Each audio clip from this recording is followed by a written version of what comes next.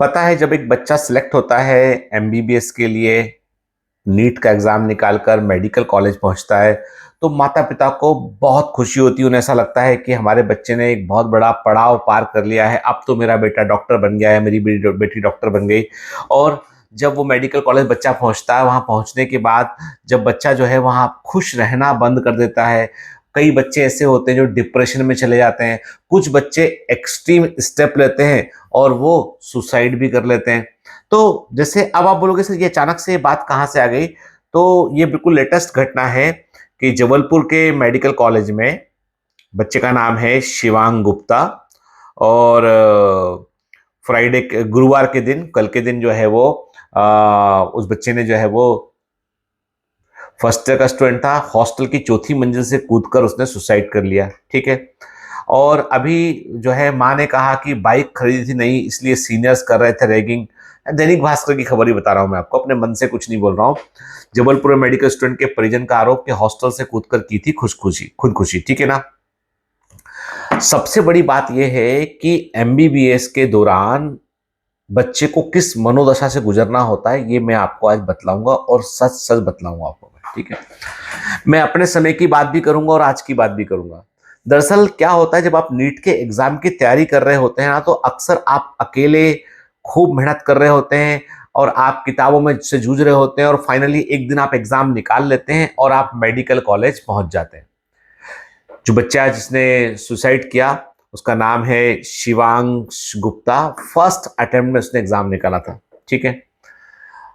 और जब आप एमबीबीएस के लिए पहुंचते हैं तो वहां जाकर आपको क्या लगता है, आपको देखते लगता है कि एक अलग दुनिया में आप पहुंच गए, कि बड़ा सा मेडिकल कॉलेज है, ढेरों लोग हैं। और अब तक आपको जो स्पेशल वाली फीलिंग हो रही थी निकलने के बाद कि मैंने नीट का एग्जाम निकाला है, मेरे टीचर्स जिन्होंने मुझे पढ़ाया है फिजिक्स केमिस्ट्री बायोलॉजी, वो मुझे पूछ रहे हैं, वो मुझे बड़े बड़े अच्छे से मुझसे बात कर रहे हैं, मेरा अखबारों में छप रहा है, मान सम्मान मेरा बड़ा बढ़ गया है।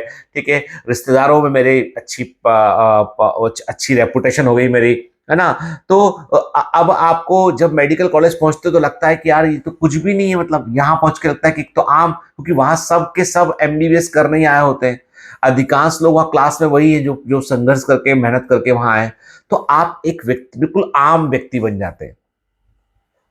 अभी भी आप बाकी लोगों से बहुत अलग जगह पे पहुंच चुके हैं, लेकिन आप उस परिवेश में जहां पहुंचते हैं वहां पे आप नॉर्मल है। अब जब नॉर्मल है तो यहाँ पर अब अगली लड़ाई शुरू होती है। अगली लड़ाई जो होती है वो होती है फर्स्ट ईयर में रैगिंग। और मैं कहता हूं कि आज भी मैं कहता हूं कि रैगिंग खत्म नहीं हुआ है, ये गलत फहमी है। और ये डीन या कॉलेज के जो प्रबंधन जो है ना, ये मिस गाइड करता है लोगों को। ठीक है ना। या सीनियर्स जो है वो बात को दबाते हैं, क्योंकि मुझे मालूम अच्छे से कि जब मेरी रैगिंग फर्स्ट ईयर में ली गई थी ना, तो कुछ जान पहचान वाले लोग सीनियर थे, उन्होंने भी ही रैगिंग ली थी। और उसके बाद जो है फाइनली बाद में बहुत सीनियर्स ने मुझे समझाया कि कोई कंप्लेंट मत करना, इससे तुमको कोई कॉलेज में हेल्प नहीं करेगा, तुम्हारे साथ में ऐसा होगा, फिर तुमको जो है वो तो डीन को भी पसंद नहीं कि कोई रैगिंग की शिकायत करे वहां पे, है ना, तो इसलिए कुछ मत करना। तो ऐसे करके मतलब समझाने की कोशिश की। और फाइनली हुआ ये कि मतलब मैं पूरे 5 साल तक हॉस्टल में नहीं रहा, क्योंकि फर्स्ट ईयर में पहुंचने के 2-4 दिन बाद इतनी स्ट्रांग रैगिंग हो गई थी कि मैंने कहा नहीं यार, इन जानवरों के बीच रहूंगा तो मतलब मेरे को तो प्रॉब्लम में जाऊंगा। मैं हॉस्टल में नहीं रहा, पूरे 5 साल बाहर रहा मैं। ठीक है। जो बर्दाश्त करते हैं, और लेकिन मैंने बाहर रह के फिर बर्दाश्त नहीं किया, कुछ कुछ भी बर्दाश्त नहीं किया। ठीक है। कई बार क्या होता है कि जैसे मैं थोड़ा रेविलियस मोड का व्यक्ति हूँ। मैं मतलब मैं एक समय के बाद मैं बर्दाश्त नहीं कर पाता और रिवेल कर जाता हूँ एकदम, मतलब मैं ब्लास्ट कर जाता हूँ। तो मेरे पास अंदर वो कैपेबिलिटी, किसी लोग में क्या होता है वो अपने आप को ही पनिश करने लगते हैं। सबकी अलग अलग क्षमता होती है। लेकिन आज भी मैं सच कह रहा हूं कि मेडिकल कॉलेज में जो रैगिंग है वो एक समस्या है। हालांकि पहले से काफी कम हो गई है। और पहले से बच्चे उतने टफ नहीं रह गए। अभी हम लोग बहुत टफ थे। ठीक है ना।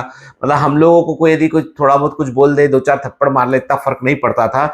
लेकिन अभी बच्चे बहुत सेंसिटिव हैं, ओवर प्रोटेक्टेड बच्चे हैं, बहुत सेंसिटिव बच्चे हैं।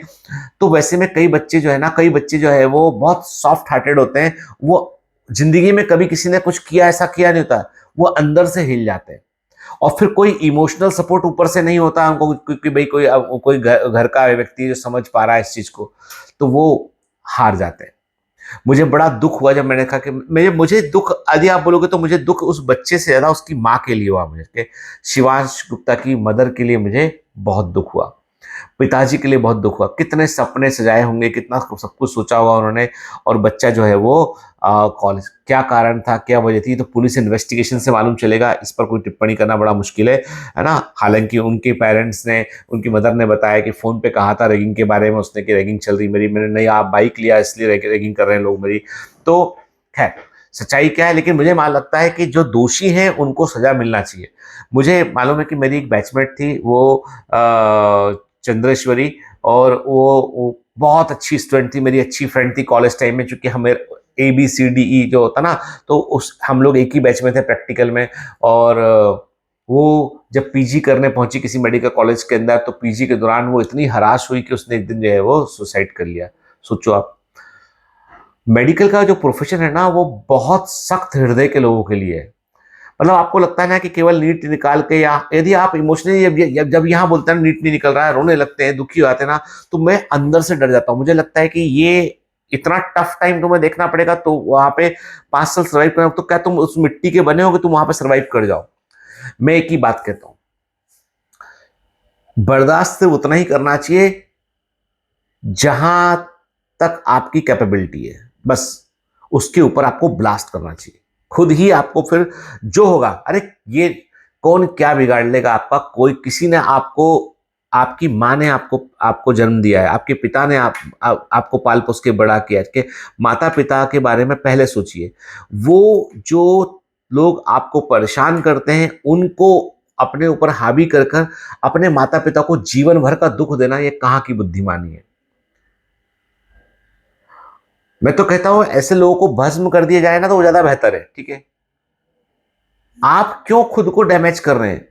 आप उनकी कंप्लेंट कीजिए, आप पुलिस में FIR कीजिए, पुलिस में जाके रिपोर्ट कीजिए, आप घर वालों को बताइए, घर से 4 दीदी भैया लाके सबको लाके वहां पे उनको बताइए, उनके घर वालों को बताइए।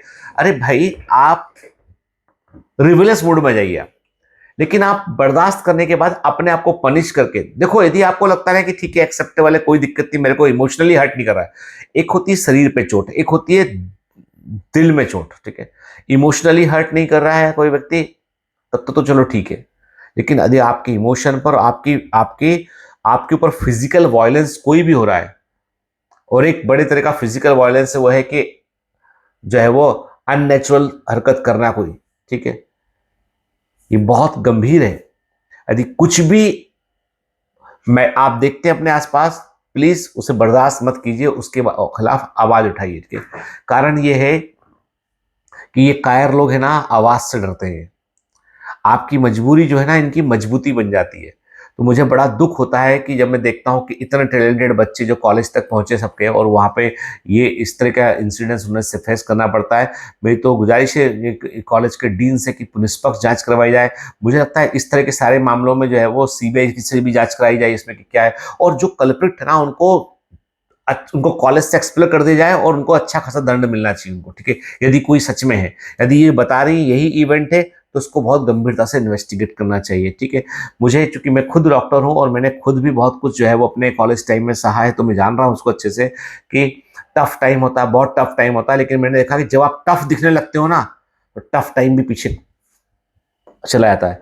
वो लोग टफ आदमी से कभी जो है वो नहीं भिड़ते। ठीक है, मुद्दा ये है कि देखो, वो सच बात तो ये है कि आपकी सबसे पहली जिम्मेदारी आपके अपने माता पिता के लिए, अपने घर वालों के लिए, दूसरे किसी के लिए नहीं है। तो किसी और के लिए आप अपने प्राण को संकट में ना डालें, अपने आप को दुख ना दें आप। ठीक है, तो मेरा तो यही मैसेज है कि मैंने कई कई बच्चों को मैंने ऐसा देखा कि जो बहुत दुखी हो गए। एक बच्ची का मेरे पास हाल ही में फोन आया था कि सब मेरे को ऐसा ऐसा परेशान कर रहे हैं। तो मैंने कहा, तू उनका सीनियर का तेरे पास फोटो वोटो हो ना, प्रिंट आउट निकाल, लौट के आया कर अपने हॉस्टल, अपने ड्यूटी से लौट के आए, जूता निकाला और उस पोस्टर में 10 जूते मारे, रोज नियम से 10 जूते मारना उसमें। ठीक है, जितनी भी गाली गलौज देता है उसकी पूरी भड़ास उस फोटो पे निकाल देना, अभी कुछ मत बोल। ठीक है, जब लिमिट के ऊपर पार होगा तो फिर देखी जाएगी। ठीक है ना, अभी सिर्फ तेरे को कुछ कुछ बोलते ना वो, डफर, तुमसे ये नहीं बनेगा, तुमसे कोई बात नहीं। ठीक है, क्या है कि अपने अंदर भरते रहने में ना, एक दिन वो खुद को ही डैमेज करता है। निकाल दो बाहर, एक दिन भड़बड़ा जाओ, किसी की औकात नहीं पलट के कुछ बोलेगा। सच तो यही है, दुनिया ऐसे लोगों से डरती है। खैर जो भी है, मुझे परिवार के साथ पूरी संवेदना है।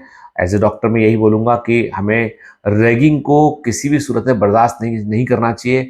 किसी भी प्रकार का जो रैगिंग होता है उसका विरोध करना चाहिए, कॉलेज को चिट्ठी लिखना चाहिए, आपको थाने में बताना चाहिए, आपको क्या मतलब आपको ऐसे लोगों को प्रोत्साहन नहीं देना चाहिए, ऐसे लोगों को आपको जो है वो डोमिनेट करना चाहिए। चलिए, ऑल द बेस्ट।